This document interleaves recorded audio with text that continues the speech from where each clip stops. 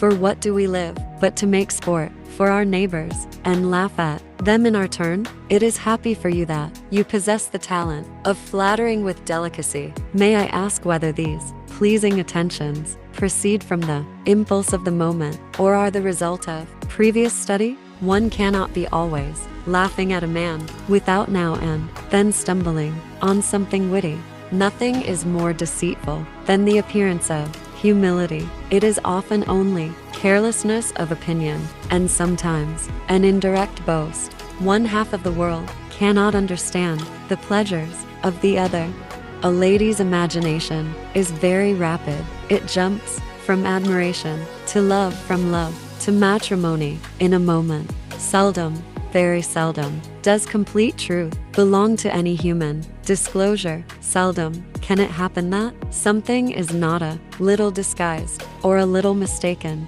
I wish, as well as everybody else, to be perfectly happy, but like everybody else, it must be in my own way. To be fond of dancing was a certain step towards falling in love. There is nothing I would not do for those who are really my friends. I have no notion of loving people by halves. It is not my nature. There is nothing so bad as parting with one's friends. One seems too forlorn without them. There are people who, the more you do for them, the less they will do for themselves. When pain is over, the remembrance of it often becomes a pleasure. Men of sense, whatever you may choose to say, do not want silly wives. Your defect is a propensity to hate everybody, and yours, he replied with a smile, is willfully to misunderstand them. A girl likes to be crossed a little in love now and then. I lay it down as a general rule, Harriet, that if a woman doubts as to whether she should accept a man or not, she certainly ought to refuse him. A man does not recover from such devotion of the heart to such a woman. He ought not, he does not. Blessed with so many resources within myself, the world was not necessary to me. I could do very well without it. Let us never underestimate the power of a well-written letter. When any two young people take it into their heads to marry, they are pretty sure by perseverance to carry their point, be they ever so poor, or ever so imprudent, or ever so little likely to be necessary to each other's ultimate comfort. General benevolence, but not general friendship, make a man what he ought to be. Surprises are foolish things. The pleasure is not enhanced, and the inconvenience is often considerable. It is very difficult for the prosperous to be humble. If there is anything disagreeable going on, men are always sure to get out of it. I cannot think well of a man who sports with any woman's feelings, and there may often be a great deal more suffered than a stander by can judge of. A watch is always too fast or too slow. I cannot be dictated to buy a watch. You must really begin to harden yourself to the idea of being worth looking at. Her own thoughts and reflections were habitually her best companions. I am very strong. Nothing ever fatigues me but doing what I do not like.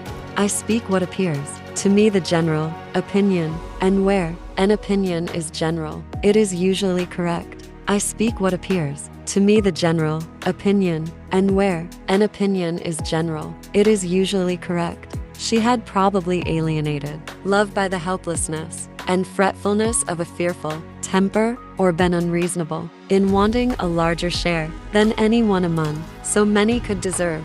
I am delighted with the book. I should like to spend my whole life in reading it. I assure you, if it had not been to meet you, I would not have come away from it for all the world.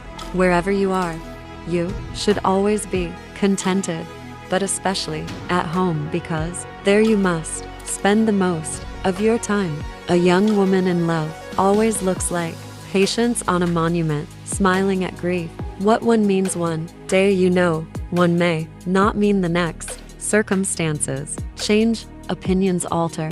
No man is offended by another man's admiration of the woman he loves. It is the woman only who can make it a torment.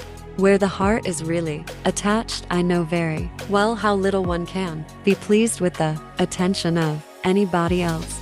A person who can write a long letter with ease cannot write ill. The distance is nothing when one has motive.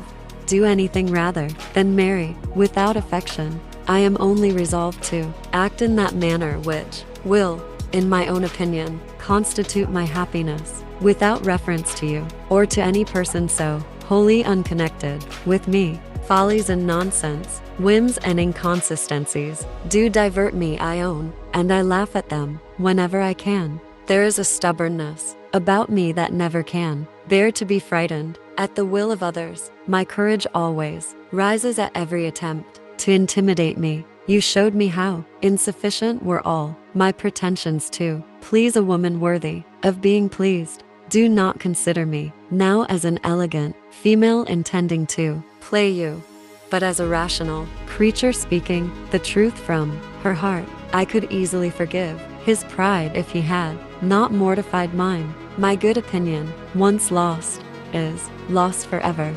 My good opinion, once lost, is lost forever. I cannot make speeches, Emma.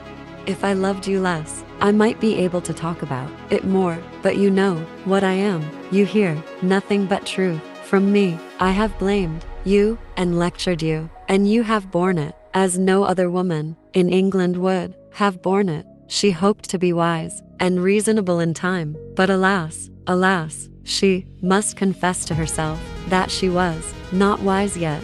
The person, be it gentleman or lady, who has not pleasure in a good novel must be intolerably stupid.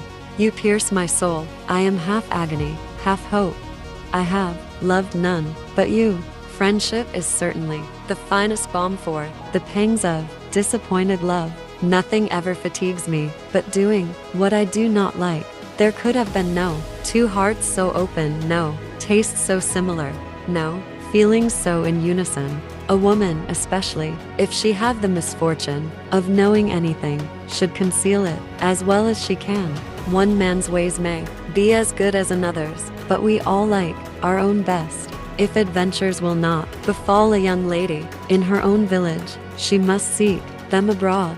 Laugh as much as you choose, but you will not laugh me out of my opinion. Dare not say that man forgets sooner than woman, that his love has an earlier death. How often is happiness destroyed by preparation, foolish preparation? I hate to hear you talk about all women as if they were fine ladies instead of rational creatures. None of us want to be in calm waters all our lives. I may have lost my heart, but not my self-control. I always deserve the best treatment because I never put up with any other.